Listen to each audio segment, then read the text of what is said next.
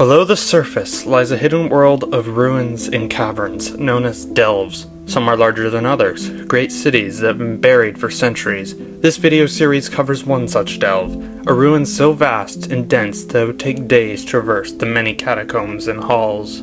Trapped within its depths, a group of stranded survivors try to make their way out of the labyrinth. They must contend with combats, puzzles, and many other creatures that live below if they ever intend to find a way back to the surface world.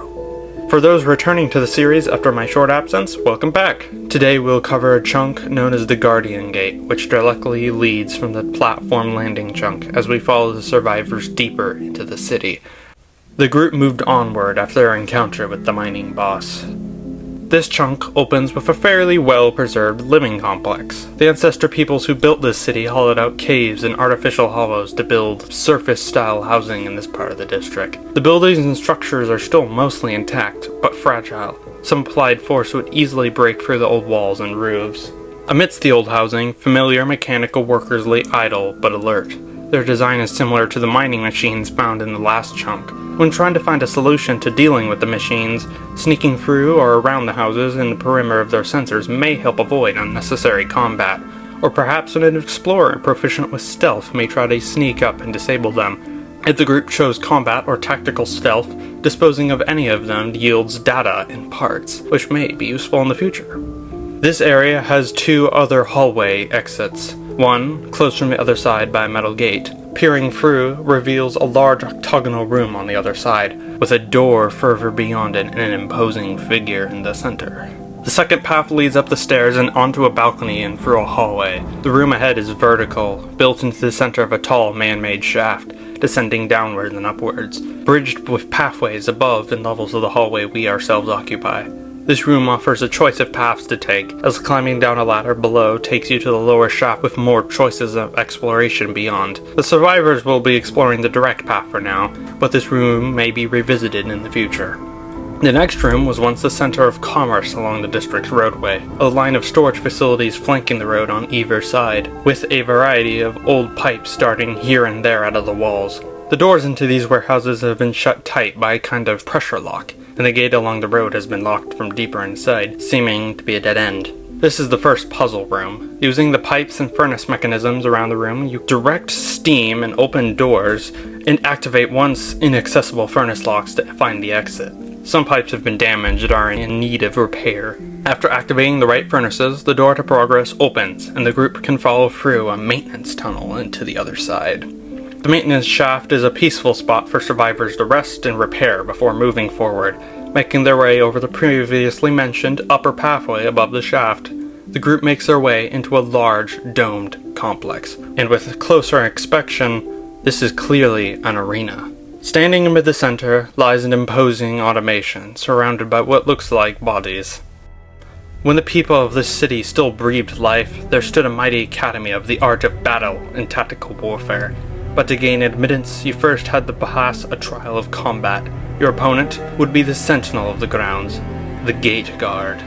Standing 16 feet tall, this ancient automation towered over trial goers wishing to enter. It was said that it was even older than the academy and even the city itself. It was an ancient relic of a construct powered by old fire, boiling steam within which produced the pressure needed to move. But unlike the newer machines, he lacked an intelligence, only protocol and a moveset ingrained into a rudimentary system of pre-existing constructs. But when the other machine's AI went mad after years of disrepair, the gate guard remained at its post long after the sundering of the city, guarding the academy in their absence.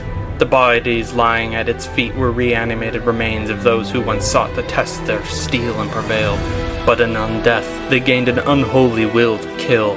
The guard slew any monster who tried to leave the academy, all the way to this day. Now, after thousands of years of disrepair, new blood seeks the entrance to the academy, and the final trial begins. Combat with this construct involves dodging, parrying, and wearing down the guard's rusty hide to get to its furnace core, which works much like the puzzle from before. Breaking pipes releases pressure from the joints and disables the guard from within.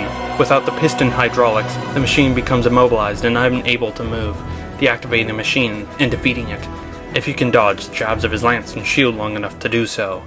After the battle, the remains can be looted. yielding weapons embedded in the guard's body, the most notable of which is an ancient metal mace with the name Barbos inscribed in the hilt.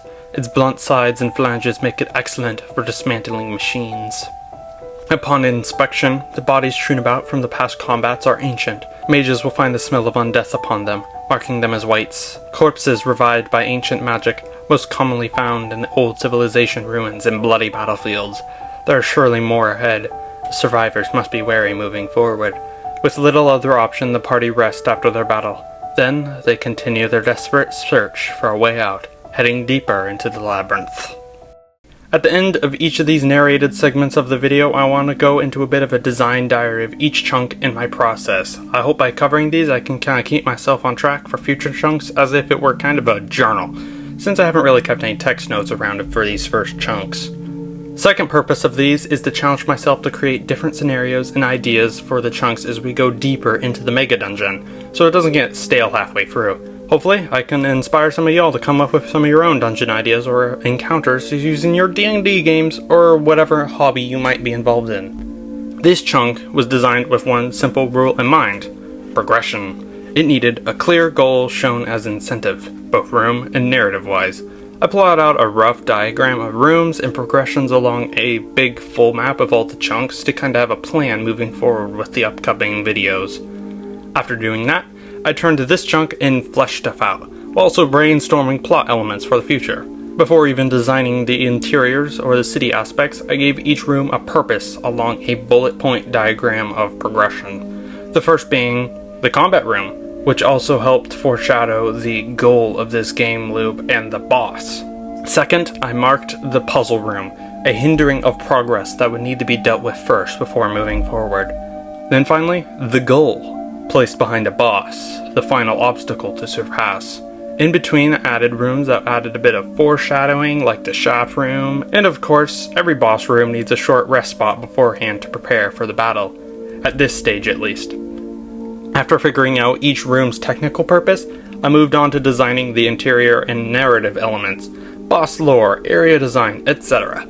I plan to use this format as a framework of each chunk ahead in the project, but bending it and varying certain aspects to make it unique, also layering on more gameplay mechanics and different styles of progression to make the chunks feel fresh too.